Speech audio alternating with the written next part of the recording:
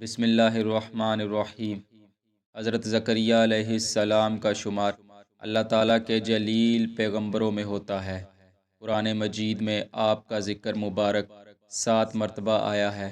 سلیمان بن داؤد علیہ السلام کی نسل میں سے قرآن مجید میں جس زکریہ علیہ السلام کا ذکر ہے وہ حضرت یحییٰ علیہ السلام کے والد حضرت مریم رضی اللہ عنہا کے خالو اور مربی اور حضرت عیسیٰ علیہ السلام کے زمانے کے نبی ہیں۔ تورات کے مطابق بنی اسرائیل میں ایک اور نبی زکریا کے نام سے تھے جن کا پورا نام زکریا بن برخیہ ہے۔ ان کا ظہور فارس کے بادشاہ دار ابن گشتاسب کے زمانے میں ہوا۔ ان کا ذکر قرآن میں نہیں ہے، البتہ تورات میں ان کا ذکر موجود ہے۔ دونوں کے درمیان تقریباً 400 سال کا فاصلہ ہے۔ ہم جس زکریا علیہ السلام کا ذکر کریں گے وہ حضرت یحییٰ علیہ السلام کے والد محترم حضرت زکریا علیہ السلام ہیں۔ آپ کی بیوی کا نام عیشا یا الیشا تھا اور وہ حضرت ہارون علیہ السلام کی اولاد میں سے تھی۔ حضرت زکریا بڑئی کا کام کرتے تھے اور ہیکل یعنی بیت المقدس کے منتظمین میں سے تھے۔ آپ کے زمانہ میں آپ کے خاندان میں سے ہی ایک گھرانہ عمران بن ناشی اور ان کی بیوی حنہ بنت فاقود کا تھا جو نیک سیرت اور پاک باز تھے، مگر ان کی کوئی اولاد نہیں تھی۔ عمران بن ناشی کی بیوی حنہ نے نظر مانی کہ اگر ہمارے یہاں اولاد ہوئی تو میں اسے اللہ کے لیے وقف کر دوں گی۔ پھر ان کے ہاں ایک لڑکی کی ولادت ہوئی جس کا نام مریم رکھا گیا، اور یہ حضرت مریم علیہ السلام ہے جو کہ حضرت عیسیٰ علیہ السلام کی والدہ محترمہ ہیں۔ چونکہ آپ کی والدہ نے نظر مانی تھی کہ میرے ہاں جو بھی اولاد ہوگی اس کو ہیکل کی نظر کر دیا جائے گا، تو اس کو بیت المقدس کے لیے دے دیا گیا۔ پھر وہاں کے منتظمین میں سے ہر ایک کی خواہش تھی کہ وہ اس بچی کی پرورش کرے۔ حضرت زکریہ علیہ السلام چونکہ رشتے میں حضرت مریم کے خالو بھی تھے، اس لیے انہوں نے اس کی کفالت کے استحقاق کا دعویٰ کیا۔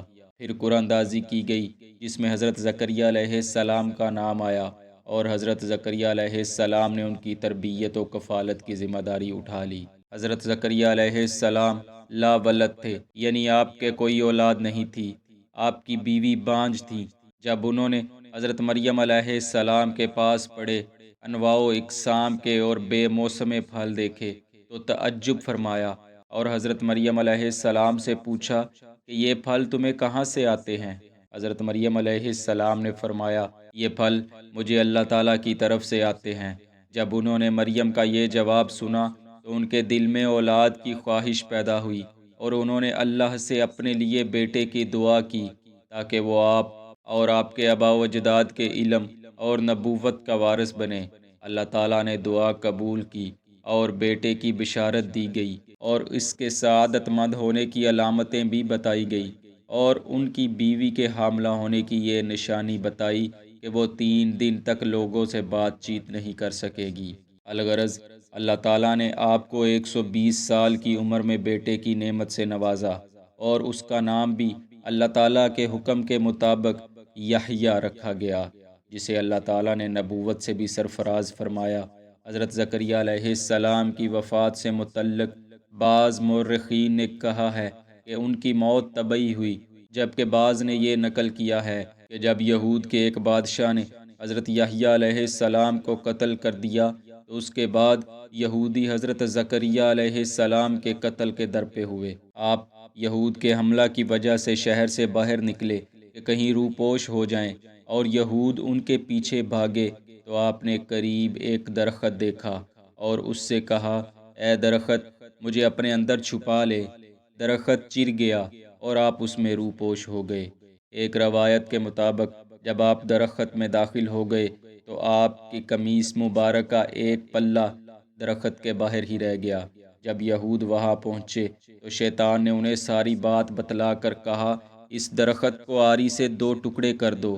چنانچہ انہوں نے ایسا ہی کیا، اور یہ صرف اس لیے ہوا کہ حضرت زکریہ علیہ السلام نے ذات باری کی بجائے مظاہر قدرت باری سے پناہ طلب کی تھی، یعنی آپ نے اللہ تعالیٰ کی طرف رجوع کرنے کی بجائے ایک درخت سے کہا کہ مجھے پناہ دو۔ کہتے ہیں کہ جب آری حضرت زکریا علیہ السلام کے دماغ تک پہنچی تو آپ نے آہ کی۔ ارشاد الہی ہوا، اے زکریا، مصائب پر پہلے صبر کیوں نہیں کیا جو اب فریاد کرتے ہو؟ اگر دوبارہ آہ منہ سے نکالی تو دفتر صابرین سے تمہارا نام خارج کر دیا جائے گا۔ تب حضرت زکریا علیہ السلام نے اپنے ہونٹوں کو بند کر لیا اور چیر کر دو ٹکڑے ہو گئے، مگر اف تک نہ کی۔ چنانچہ حدیث قدسی میں ہے، اللہ تعالیٰ فرماتا ہے، جب میرا کوئی بندہ مصائب میں مجھ سے سوال کرتا ہے، میں اسے مانگنے سے پہلے دے دیتا ہوں اور اس کی دعا کو مقبول کر لیتا ہوں، اور جو بندہ مصائب کے وقت میری مخلوق سے مدد مانگتا ہے، میں اس پر آسمانوں کے دروازے بند کر دیتا ہوں۔ اس لیے ہر عقل مند کے لیے ضروری ہے کہ وہ مصائب پر صبر کرے اور حرف شکوہ زبان پر نہ لائے، تاکہ دنیا اور آخرت کے عذاب سے نجات حاصل کر لے، کیونکہ اس دنیا میں مصائب انبیاء علیہم السلام اور اولیاء اللہ ہی پر زیادہ وارد ہوتے ہیں۔ جہاں تک حضرت زکریا علیہ السلام کا درخت سے مدد مانگنے کا سوال ہے، تو اس میں یقیناً اللہ تعالیٰ کی بہت سی حکمتیں پوشیدہ ہوں گی جنہیں ہم نہیں سمجھ سکتے، کیونکہ انبیاء کرام کا امتحان اور ان کی آزمائشیں عام لوگوں سے زیادہ سخت ہوتی ہیں۔ ہمیں اس واقعے میں صبر و استقامت کا دامن تھامے رکھنے کی تلقین کی گئی ہے۔ چنانچہ فرمان رب العزت ہے، اور اللہ صبر کرنے والوں کو محبوب رکھتا ہے۔ ہم دعا کرتے ہیں، اللہ تعالیٰ مجھے اور آپ کو مصائب و آلام پر صبر و استقامت کے ساتھ صراط مستقیم پر قائم و دائم رکھے۔ آمین۔